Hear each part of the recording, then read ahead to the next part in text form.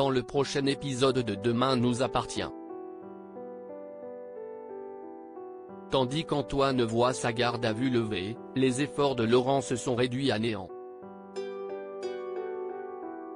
De leur côté, Nord et Jules se réconcilient.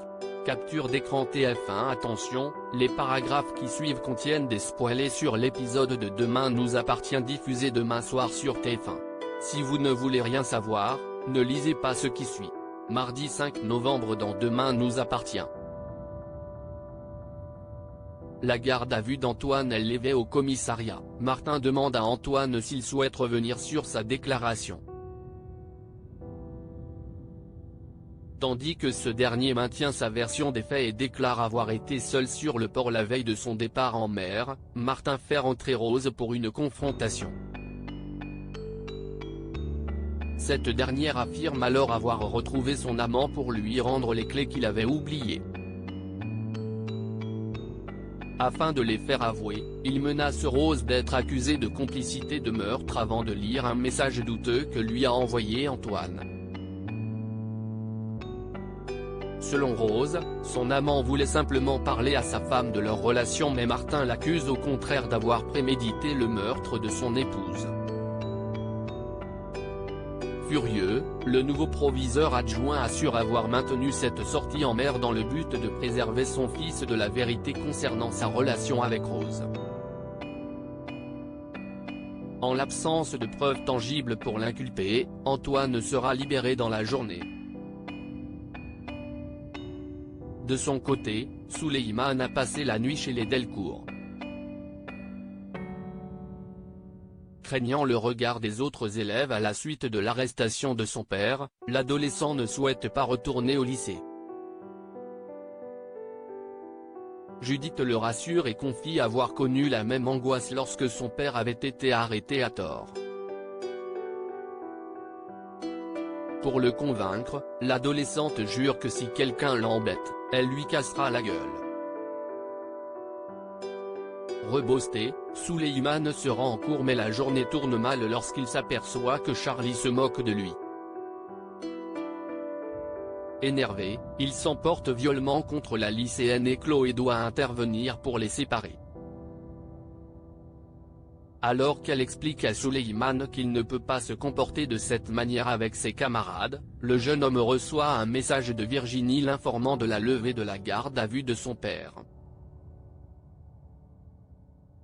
Soulagé par cette nouvelle, Souleymane s'empresse de rejoindre son père.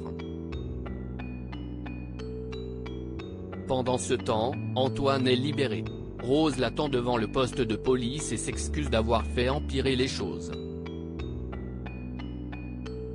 Pour la rassurer, il la prend dans les bras mais s'aperçoit que son fils les regarde. Les efforts de Laurent se sont réduits à néant après un petit déjeuner désastreux. Laurence confesse à Sandrine son sentiment d'humiliation face à sa dépendance et au fait de n'être plus capable de rien. Même si elle n'a plus ni la force ni l'envie de se battre, Sandrine cherche malgré tout à la convaincre de rester combative, affirmant que cette situation n'est que provisoire. Plus tard, Laurence est en rééducation avec Amanda. Alors qu'elle montre des signes de progrès et de motivation, elle reçoit un courrier par coursier qui lui fait perdre toute sa détermination. Dans la soirée, Arthur vient chercher Malo pour dîner. Fatiguée, elle décide toutefois de rester dans sa chambre et promet à son fils que ça ira mieux demain.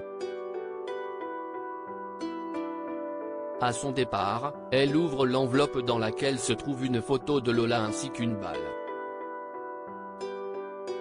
Nord et Jules se réconciliant au spoon, Jules confie à sa mère qu'il tient beaucoup à Nord et qu'elle l'a quitté à cause de son comportement.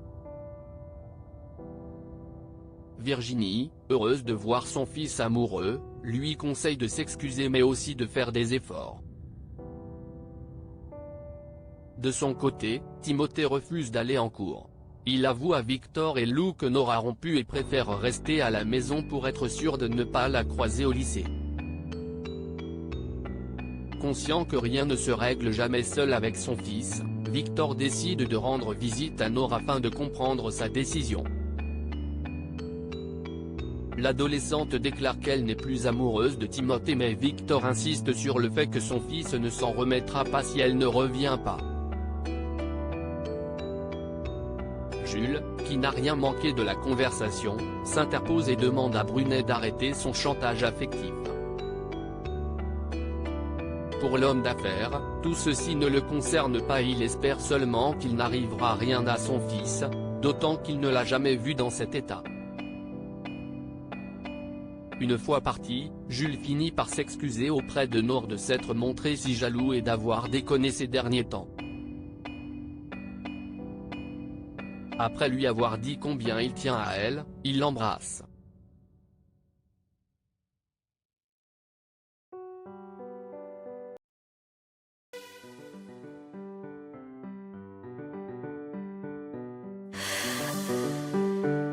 The